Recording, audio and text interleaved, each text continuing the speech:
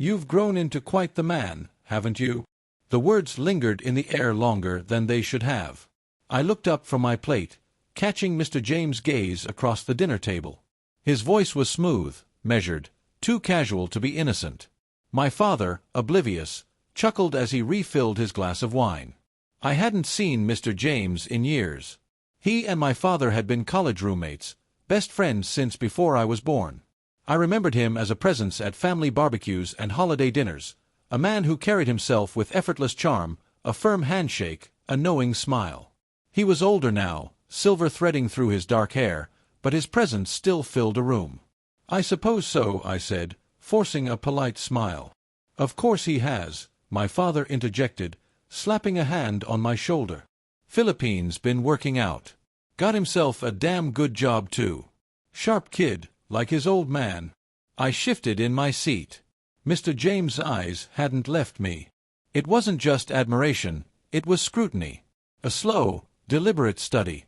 I told myself I was imagining it, that he was just reminiscing about the kid I used to be. But something about his stare felt different. The conversation moved on, drifting into talk of work, politics, and the old days. I played along, answering when necessary, but my mind stayed tangled in that moment, those words, that gaze. After dinner, my father excused himself to take a call outside. Mr. James and I were left alone in the dimly lit dining room. He leaned back in his chair, rolling his wine glass between his fingers.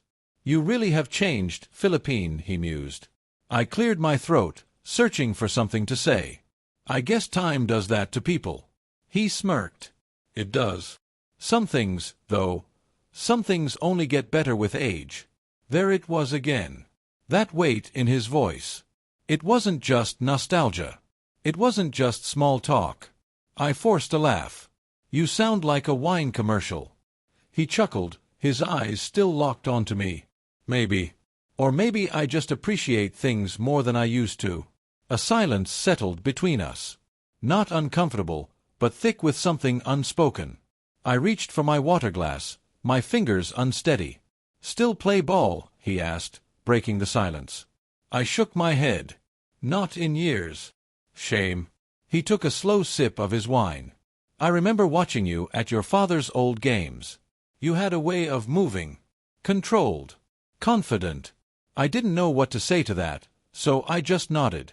My father re-entered the room, ending whatever moment had been forming. Mr. James turned his attention back to him effortlessly, like nothing had happened. But as I excused myself to my old bedroom for the night, I felt his eyes follow me. Later, as I lay in bed staring at the ceiling, I replayed the night in my mind. The stares, the lingering words, the tone beneath them. It was nothing. It had to be nothing. But then why did it feel like something? Couldn't sleep. Mr. James' voice was quiet, almost inviting, as I stepped into the dimly lit kitchen. I hadn't expected him to still be awake.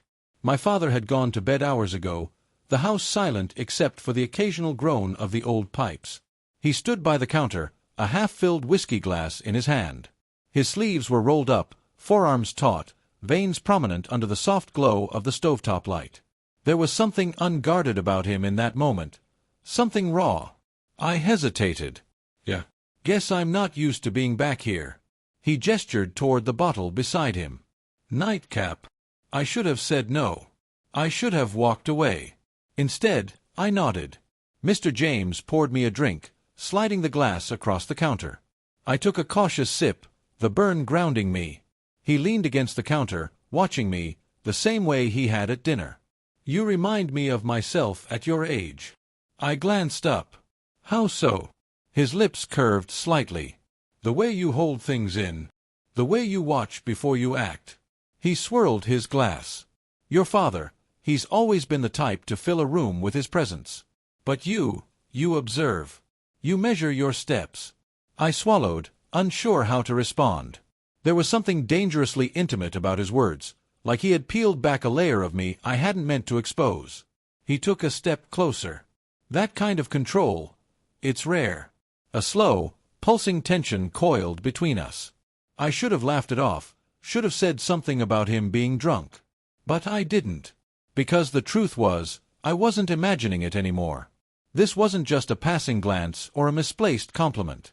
This was real. I looked down at my glass, forcing a smirk. "You talk like you've got me all figured out." Mr. James exhaled a quiet chuckle. "Maybe I do." Silence. Heavy, unbroken. Then he reached out, barely brushing his fingers over my wrist. A deliberate hesitation, a question without words. I didn't move. I should have. Instead, I let my fingers turn beneath his, my palm meeting his in an unspoken answer. His hand was warm, his touch firm yet uncertain. My pulse hammered against my skin. This is wrong. I knew it. He knew it. And yet neither of us stepped back. His breath was slow, controlled, but I could see the tension in his jaw, the conflict warring behind his eyes. "Tell me to stop." I opened my mouth, but nothing came out. Then he moved, closing the distance between us in a heartbeat. The first touch of his lips was hesitant, almost careful, but it sent a jolt through me. A test. A question. I answered. I leaned in, meeting his urgency, the quiet restraint that made every moment sharper. His hand slid to the side of my neck, his thumb pressing lightly at my jaw, tilting my face toward him. The counter dug into my back, but I barely noticed. For a moment, the world outside didn't exist. Not my father sleeping upstairs, not the past, not the consequences waiting on the other side of this moment. Then, a sound. A shift in the floorboards above us. We broke apart instantly, breathless, the weight of reality crashing back in. Mr. James' eyes flickered toward the ceiling, his body tense, listening. My chest rose and fell in sharp, uneven breaths. Another creak. My father turning over in his sleep. Nothing more. Mr. James exhaled slowly, running a hand through his hair. Then he looked at me, his expression unreadable. "We should go to bed." He didn't mean together. We both knew that. I nodded, swallowing hard. But as I turned to leave, he caught my wrist again, just for a second. A silent reminder of what had just happened. What shouldn't have happened. I left the kitchen without another word, my heart still pounding, my mind a tangled mess of desire and regret. Because now, there was no undoing it. "You're quiet this morning." My father's voice pulled me from my thoughts.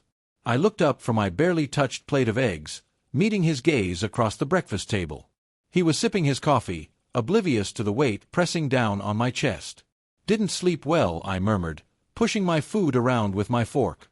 Across from me, Mr. James sat perfectly composed, dressed in a crisp button-down, his expression unreadable.